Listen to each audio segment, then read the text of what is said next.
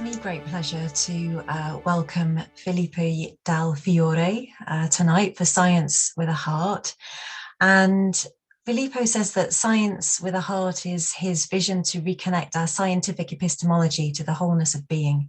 That is the ever-present reality of love that lies at the essence of our manifested world and the universe.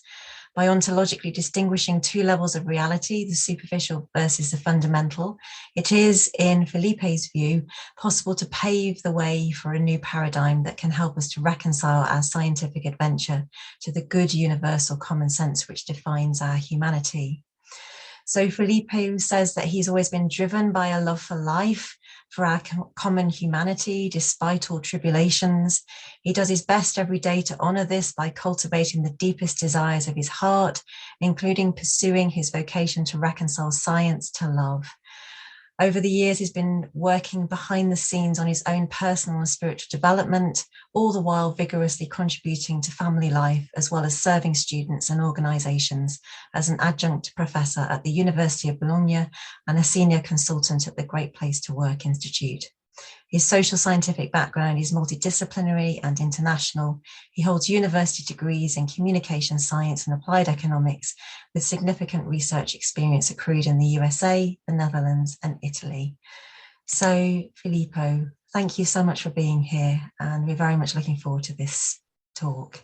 Thank you. Thank you, Louise. Thank you to all of you. It's a great honor. I'm really happy to be here with you tonight. I see you are coming from different countries.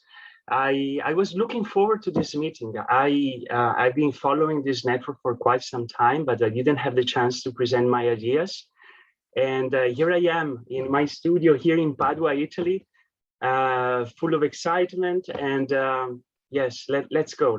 I prepared several slides for you tonight, and I'll guide you through the slides. I prepare them carefully. I'll in part read them, in part comment them. So let me share my screen as a first step.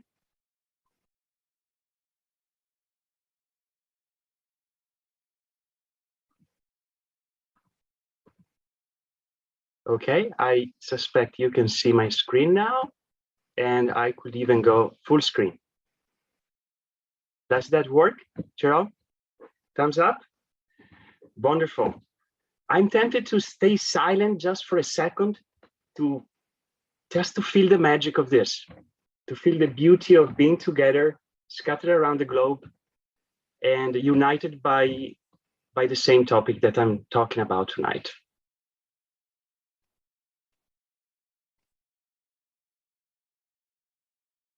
Okay, let's go.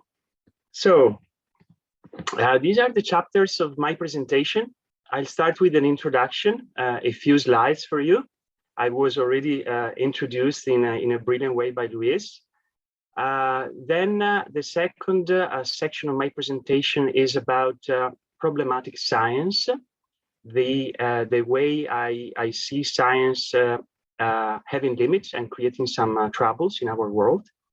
Then the third part is about my innovation, if you want, or my ideas, which are related to building a new meta paradigm. I decided to change from paradigm to meta paradigm, and you'll understand why I touch those topics. And then the very last part, I believe it will take 10 minutes or 15 minutes, about my vision for a new scientific and university system that I believe that will happen sooner than later, and I feel it within already. So let's go further.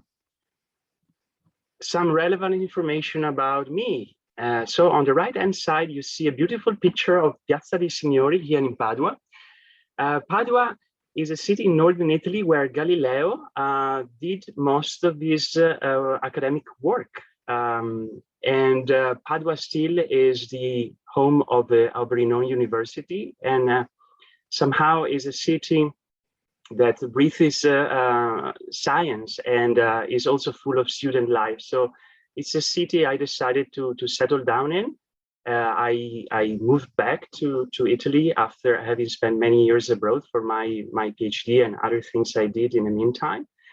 And from then on, I've been living here in Padua. So I was born and raised here in Italy. So I have 100% Italian cultural background. And I like to say that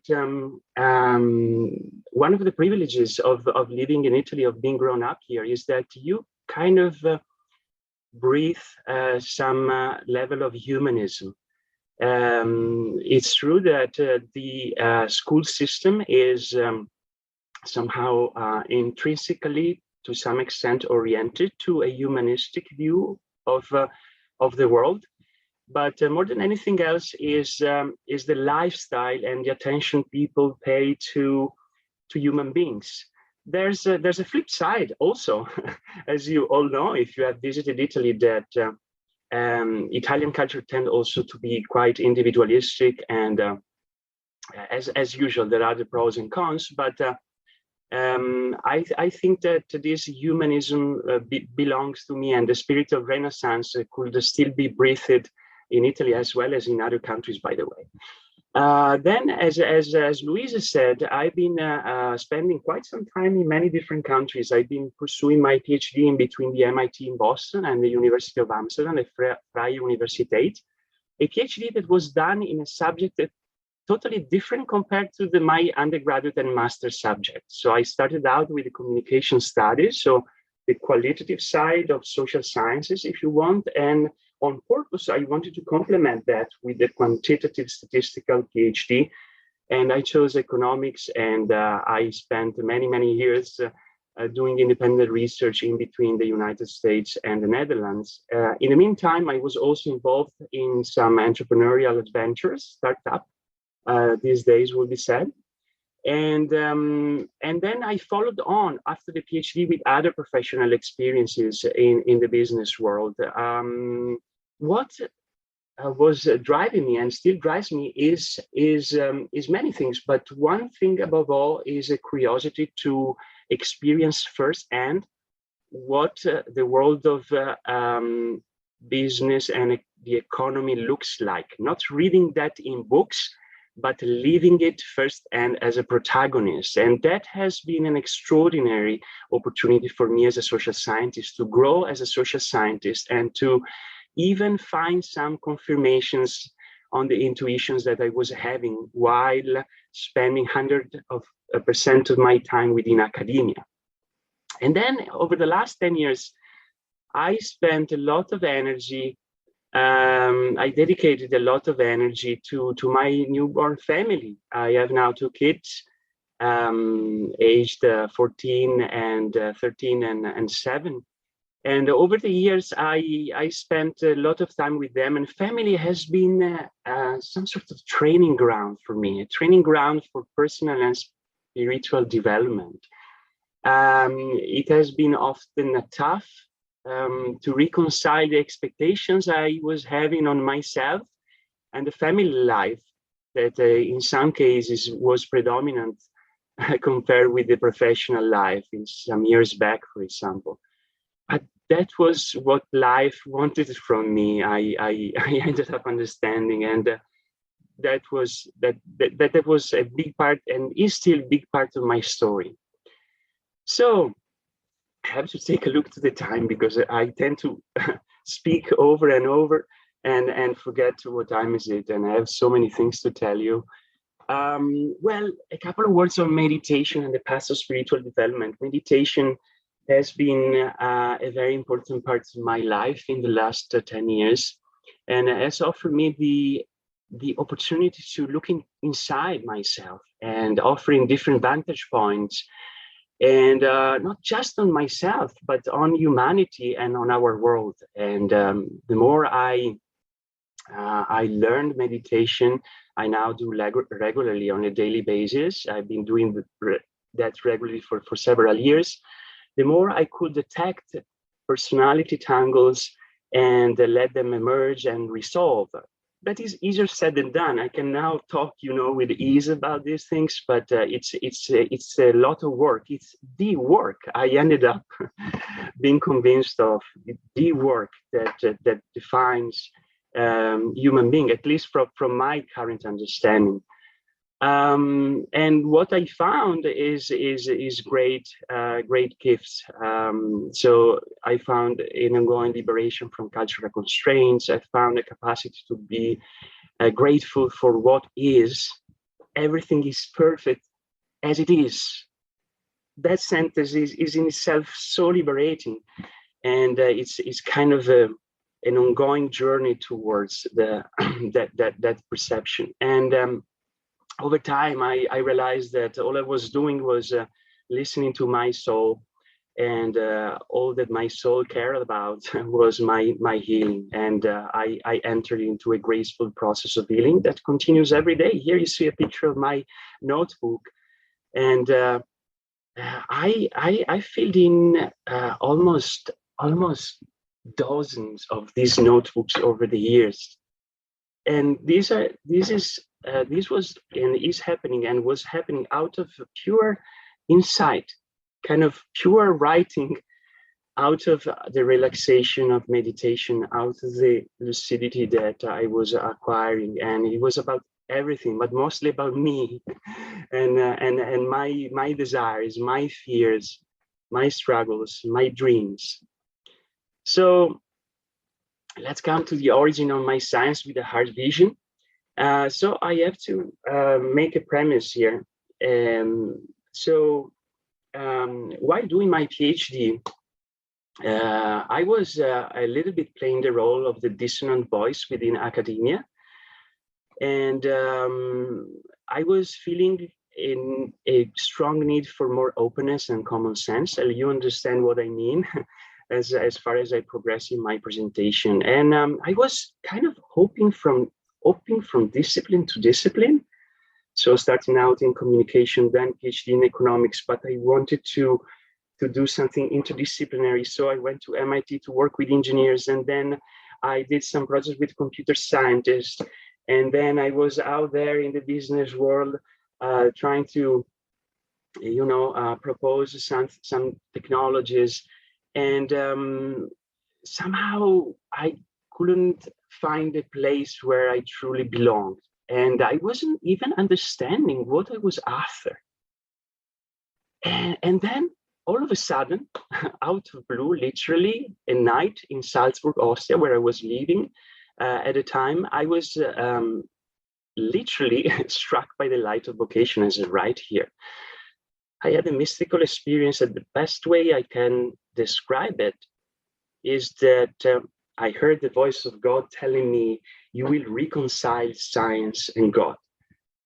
That's it. That's your assignment.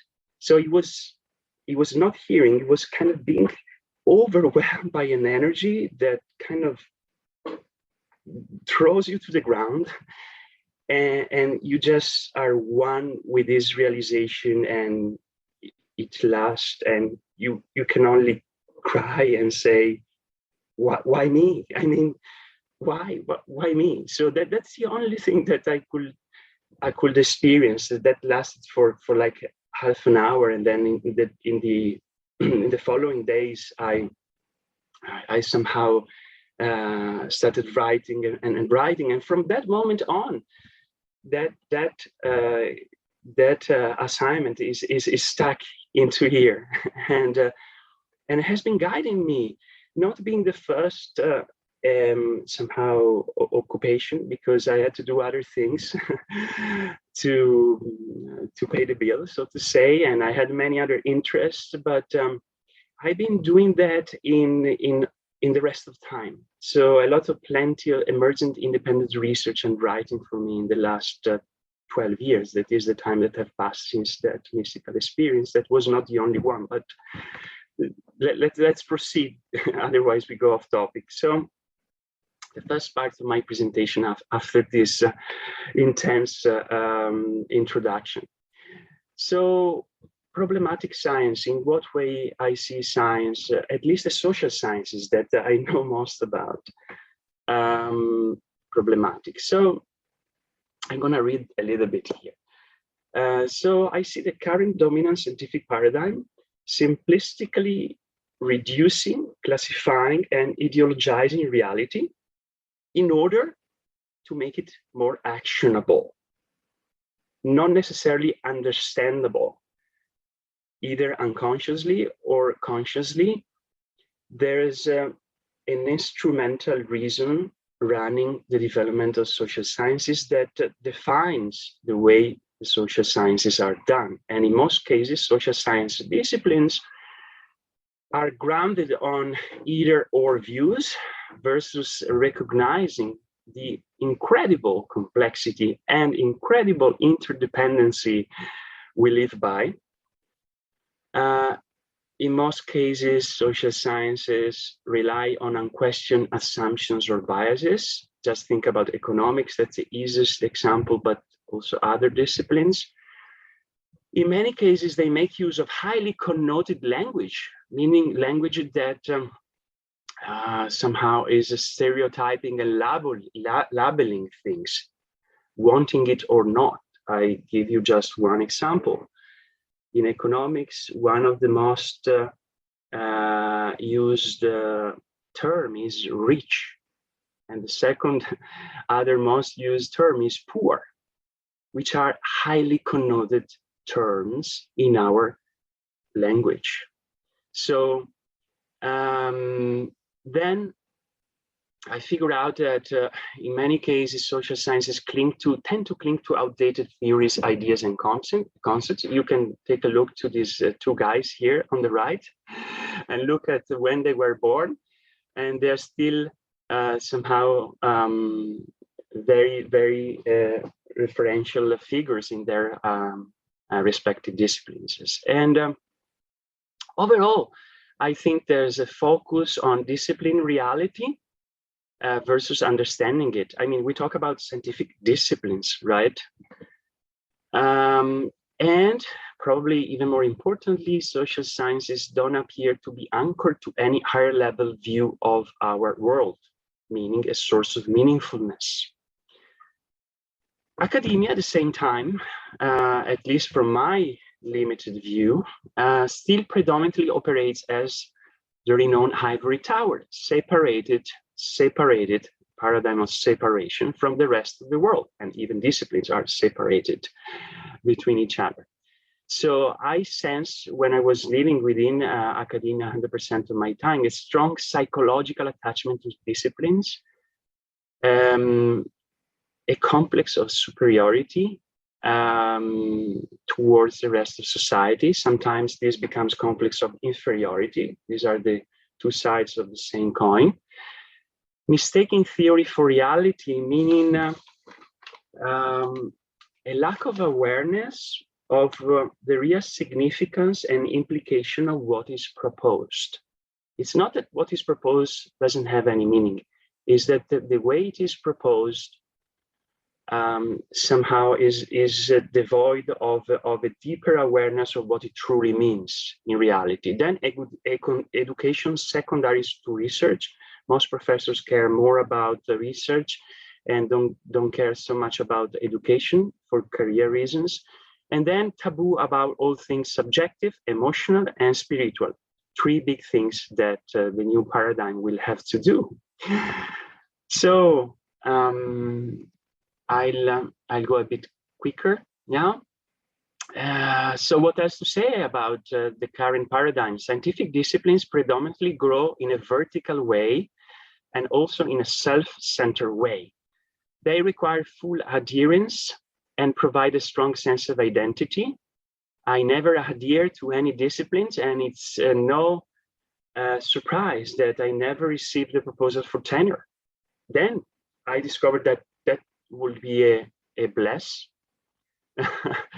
blessing for me. But at the time, I was kind of puzzled. I was always, kind of a second level citizen, so to say, just to exaggerate. They tackle ever more specialized topics and generate ever more specialized knowledge. They only focus on the material level of reality, meaning its superficial manifestations and symptoms. They try to competitively expand their reach into other fields. I emphasize competitively. There's a sense of competition among disciplines, and there's somehow a need to demonstrate to others our own worth, which is very human. I mean, that happens in all other fields as well, but this element of competition is probably not so fully understood, in my view, the competition within the academic world.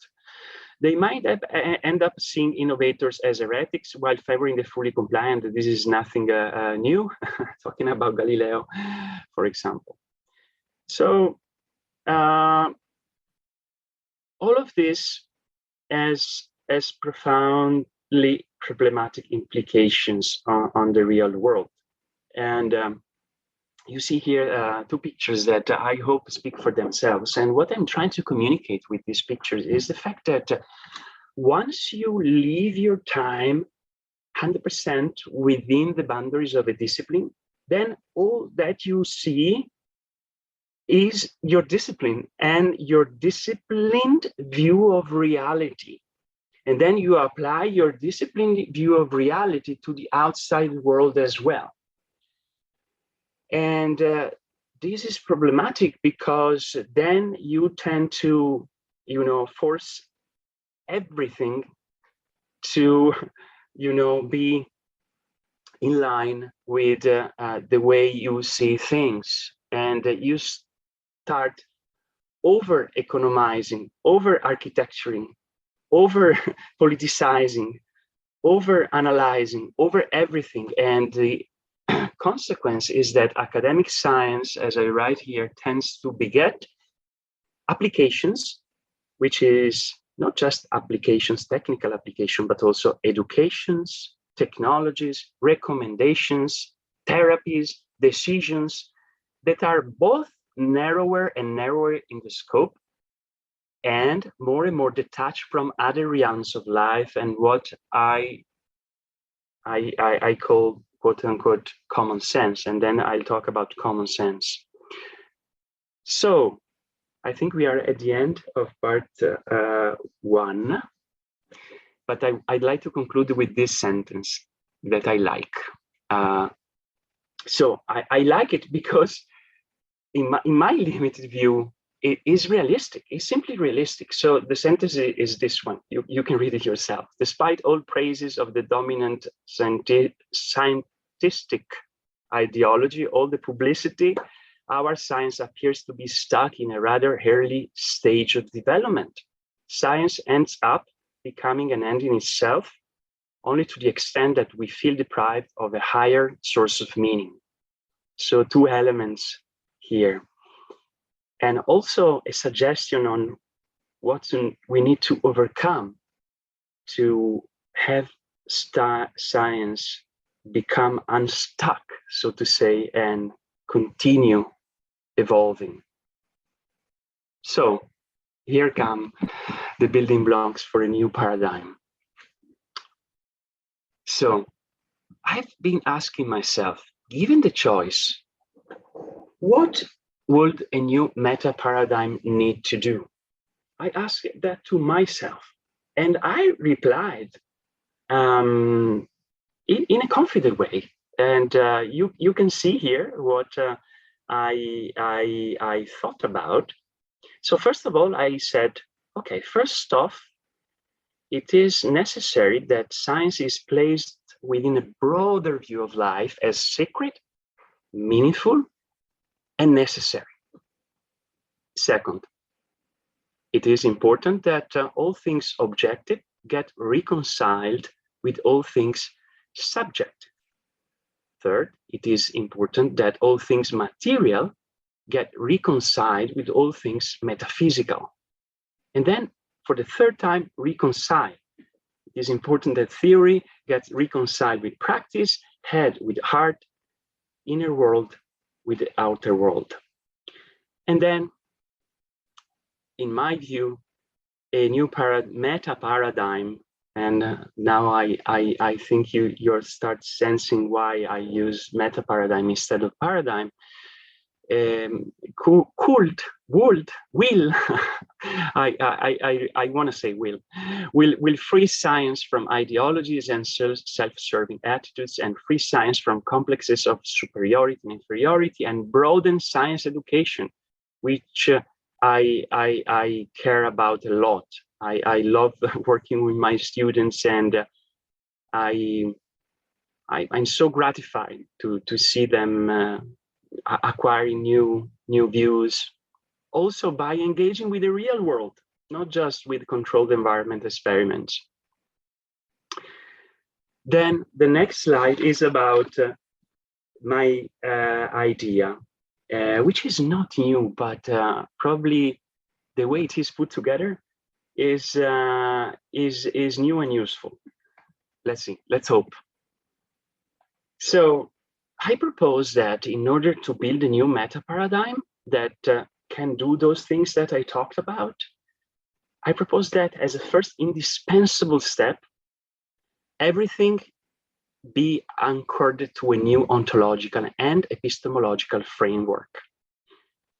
And then I write, for this purpose, we could postulate the existence of two levels of reality: the superficial or material level versus the fundamental, idem est essential level, which are characterized by antithetic properties yet governed by resonant laws.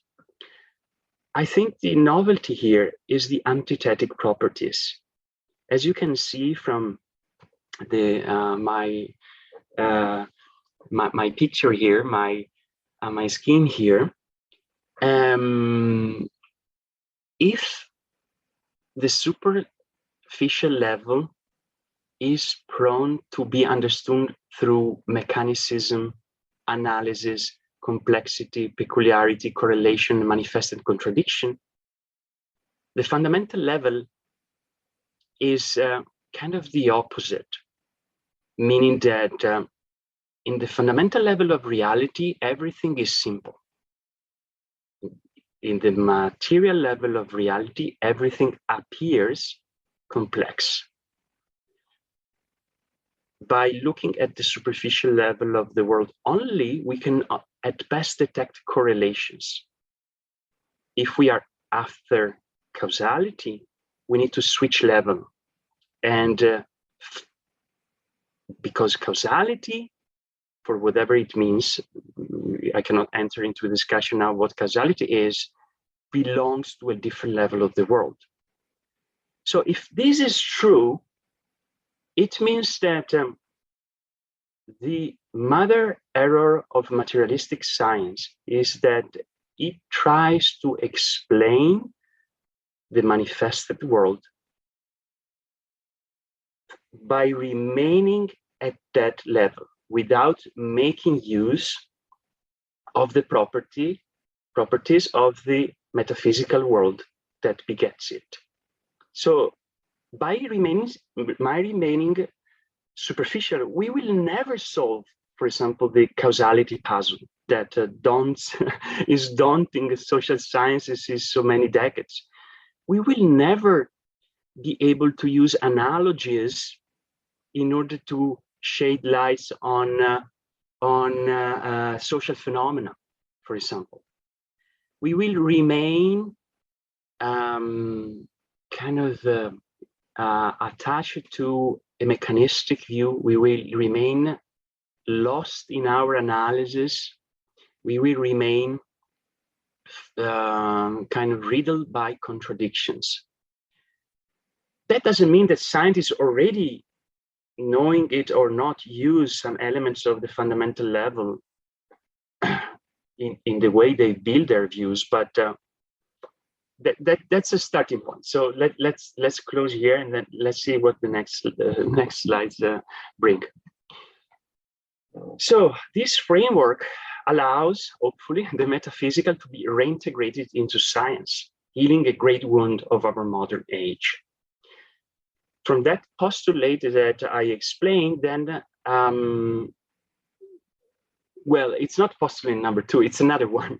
So here is what I write. The manifested world is spawned by the metaphysical one, meaning that everything, literally everything in our world universe is the result of a metaphysical drive and has a spiritual evolutionary meaning.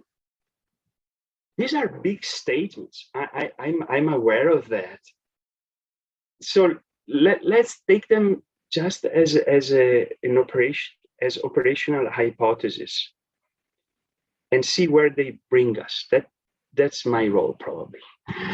And then the next postulate is about this. Both the manifested and the metaphysical level of the world result from the benevolent force of love that governs our universe and is the ultimate substance of it. So both those levels result from the benevolent force of love that is the ultimate substance. What else to say? Of course, when looking at a fundamental level, the way I describe it, the first thing that comes to mind is the quantum domain that many of you know much better than I do. And even Einstein's space-time continuity, that is kind of the platform for the material world. But yeah, this is what the kind of the elements of the picture that I want to throw out there, and let's follow on. So if this is true, for science to develop a proper, meaning integral, understanding of reality and action in reality, not just understanding but also action, the fundamental level of reality needs to be accessed. It's a little bit in resonance with what I was saying before. There you have what Einstein said about intuitions and inspirations, the feeling that something is right. And what I write here is that our intuition, insight, is the means through which human beings can access the fundamental level of reality. Well, nothing new. We know that insights bring knowledge from somewhere else, but within this framework, insights are the bridge between the two realms. And actually, there's another bridge, which I called good universal common sense, which act as our sensor and compass to align with the benevolent force of love that governs our universe. It is wisdom's other name. And if intuitions manifest themselves mostly in,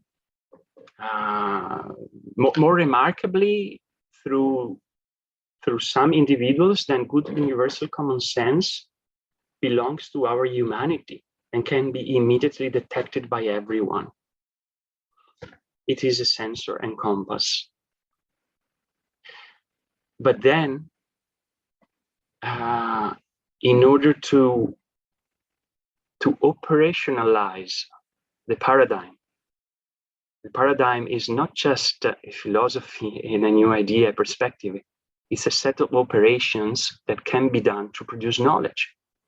So my attempt here is to operationalize common sense. So first I define it as a higher form of logical intuition and attribute of the heart, which is related to the emotional capacity of all human beings to distinguish the positive from the negative, the useful from the damaging, and the specific from the generic. Good universal common sense is a form of inductive reasoning born out of subjective experience versus deductive morals. For example, scolding my child hurts me. Hurting is not good, hence I stop scolding her or him. This is good and universal common sense to my eyes. It might be called in some other way, but that's what I'm trying to describe. And actually, this is the good or universal sense that was somehow creating me troubles at MIT, for example, when I was surrounded by wonderful engineers and technologists that proposed these incredible ideas. And to me, they they didn't make good sense. They were just wonderful and crazy, but what for? I mean, what's the purpose? Why? So I couldn't see how they made sense with a capital S, I will say. So good and universal common sense can help us free science from ideologies, reductions, and moral dilemmas, making it more benevolent. What does benevolent mean? Conscious of love. So then we will need to define an ideology.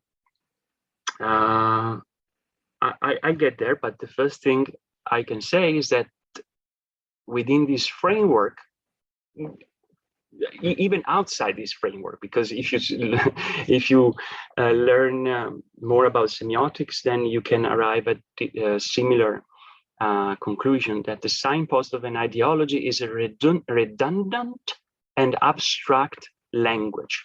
It's an element of over-languaging. It's an element of creating a superstructure that doesn't fully belong to the superficial level of the world, doesn't truly belong to the reality that we experience. And here, how I define an ideology.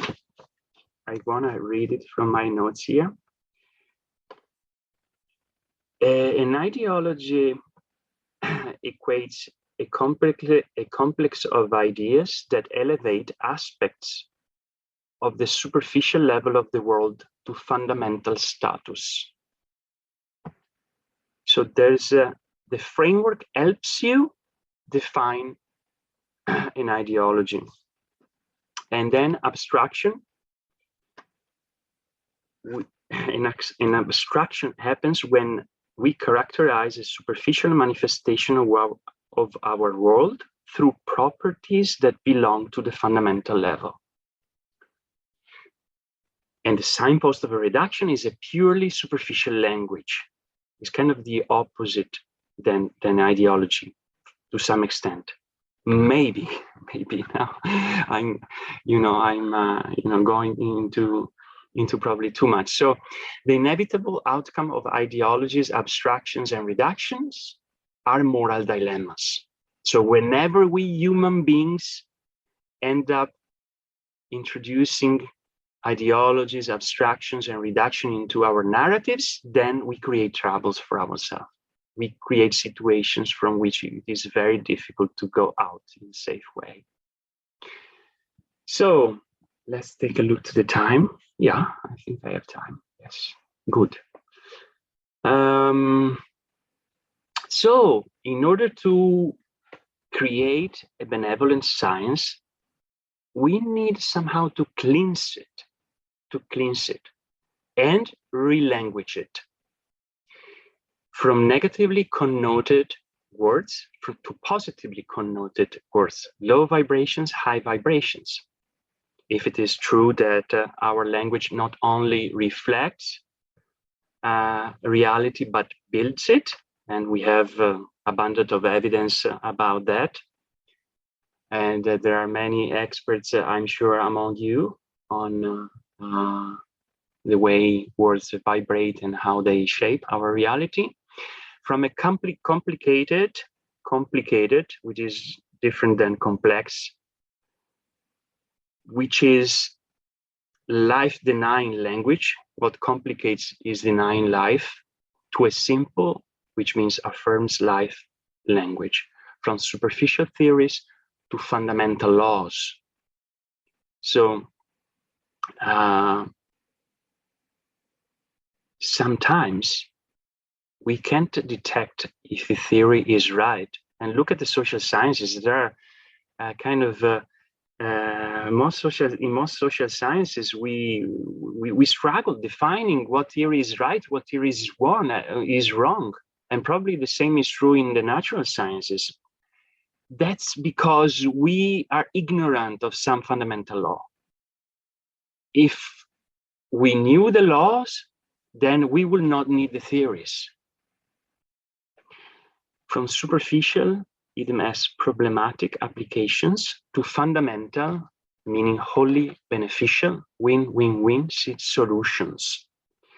And again, when I say applications, I say decisions, policies, practices, technologies, therapies, everything that you can think about.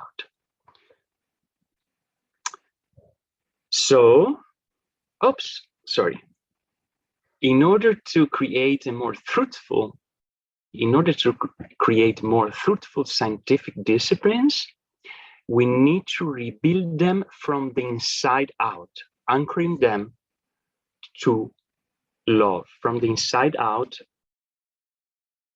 Now you understand what I mean. So let's see on the left-hand side the situation with the aseptic science that we have today. Let's take economics as an example. The main reduction that economics does is the following: human beings are seen as rational and self-interested choice makers. It's a powerful reduction. The moment you do that reduction, then you can operate on a number of levels with a high success. You can put number on things. You can do many things, and that's the reason why economics became so powerful. And the purpose of economics, the way it is done to this day, is the maximization of social welfare, a purpose that is not always stated as such. It's kind of an assumption, but it's a purpose. There could be other purposes, right? In fact, my proposal, let's take a look to the right-hand side of the slide, is first of all to anchor economics to the fundamental level through a bridge concept, which is, in my view, money. Money is kind of the clothing of love within the economic point of view of the world. It's the engine behind, and in order to understand how things truly work in the real world, not in controlled settings, we need to understand how money works, the laws of money that cannot be but the laws of love. The main purpose of economics could become, that's my proposal. I mean, these are, values, enabling the full expression of human potential. We could refocus the economic discipline on the individual versus society. Let's take a look to medicine. Medicine is built as a discipline on the main reduction of seeing the human body as a machine. That's a powerful reduction, and that is what was necessary in order to have medicine beget the things that have been begotten. And the main purpose, at least to my eyes, I'm not an expert, is fighting disease. So disease, the word disease is at the core. At the core, drives the development of medicine. On the other side, we could anchor medicine to the healing process, which is once again another way of clothing love. And the main purpose of medicine could become human well-being, holistically meant. So this is the same reasoning, this same way of rebuilding disciplines from the inside out can be applied to other social sciences, psychology, political science, and even applied sciences. That's at least my ideas. I realize that, these are bold statements, and I look forward to your objections. Please object as much as you can. So the last part, let's see. Yes, I have enough time. That's beautiful. I thought I would rush through the last part. So the last part is about my dream. Well, I have several, but it's not even a dream. It's a vision that I started having almost 10 years ago at this point. And it had a different shape at the time. I was envisioning the creation of a leadership school. Also because I was coming from some experiences of leadership education, I was impressed by the kind of things you can do. And then somehow this vision morphed over time. Also thanks to the many no's that I received, was kind of incredible. I iterated my leadership school idea for maybe 6 or 7 times, only closed doors. It was kind of absurd at one point. No one was caring.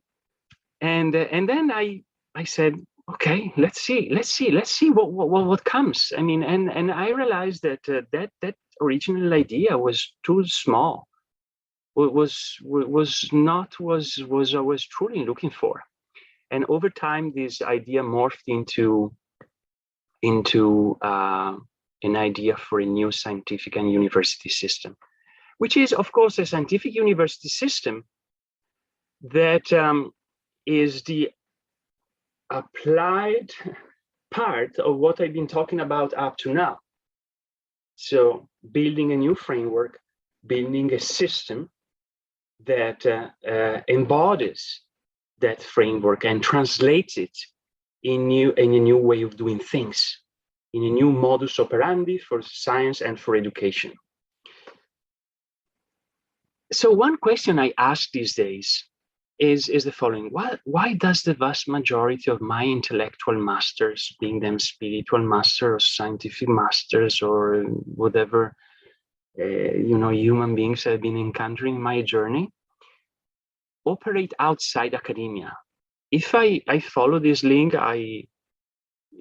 you can read it afterwards. You'll end up in the readings page of my website. You'll find kind of tens of readings over many disciplines, and there you find only the readings that defined my thinking.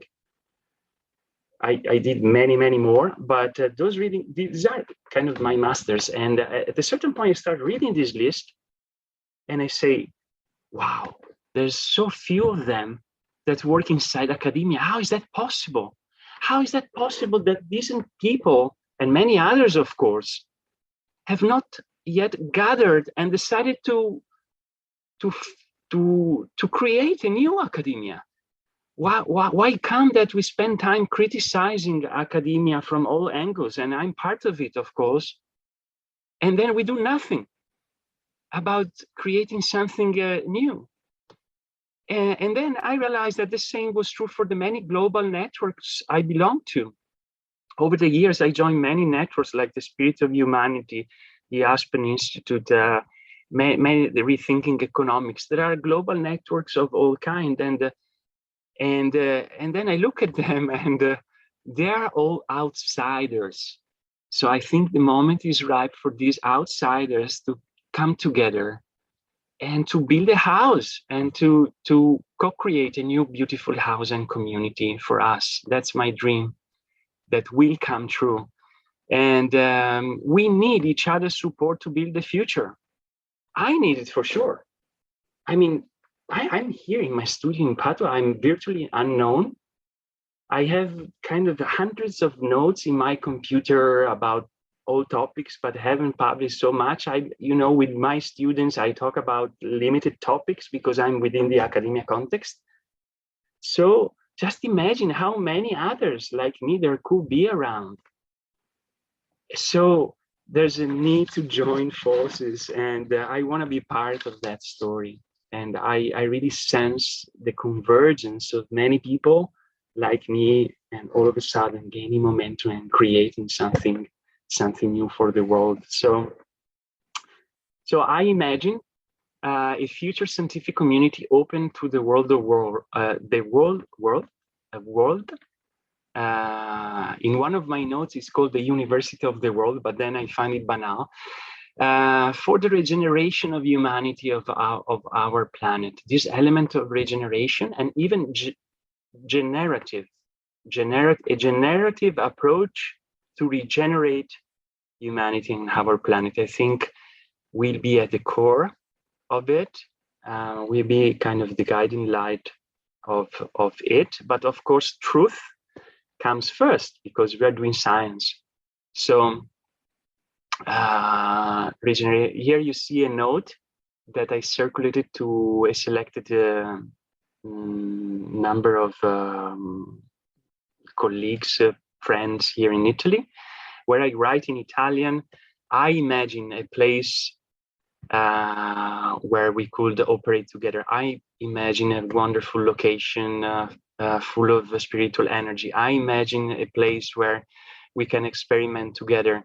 We can address requests from different people. I imagine a place where people from all over the world come and talk with each other, people with different cultures and ideologies. I imagine a place where we can comprehend more and more about the nature of human life and human civilization. I imagine a place where everyone can be helped to heal and to discover his or her own vocation to shine. And I imagine a home for everyone that belongs to everyone, that promotes a regenerative and regenerative philosophy. And then I find myself over time thinking more and more about existing organizations that I see this future organization imitating. The World Economic Forum. I listen to speeches coming from the founder on the origins of the World Economic Forum, and the same the Aspen Institute, and then TED, which is a generative way to run an organization these days. And yeah, it's a guiding force I have inside, and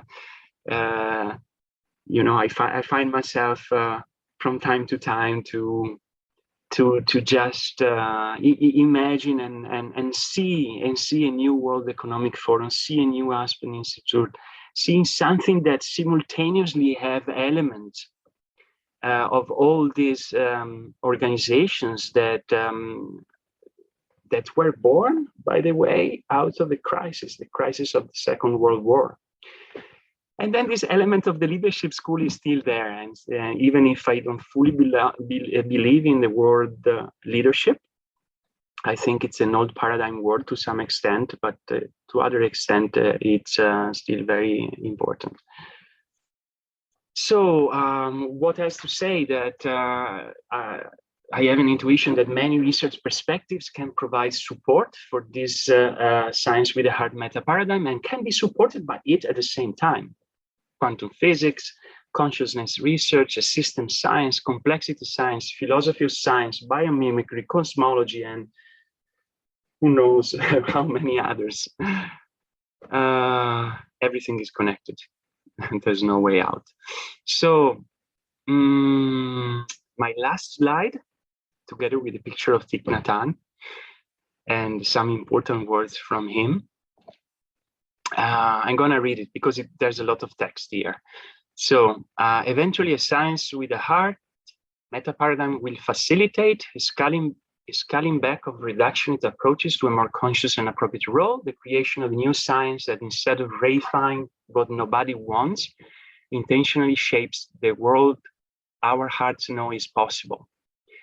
The advent of a new technical revolution leading to a plethora of simple yet still unimaginable, we are not able to imagine, will come. We are not able.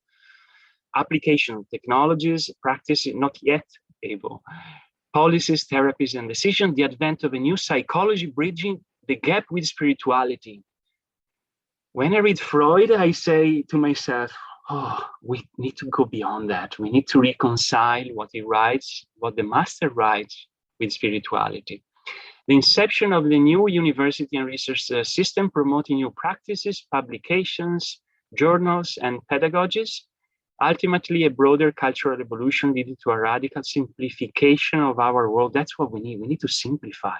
The next revolution will be about simplification, which is a property of the fundamental level of the world, by the way. And in most cases, not doing things will be the way of the future. And it's hard. I try work less.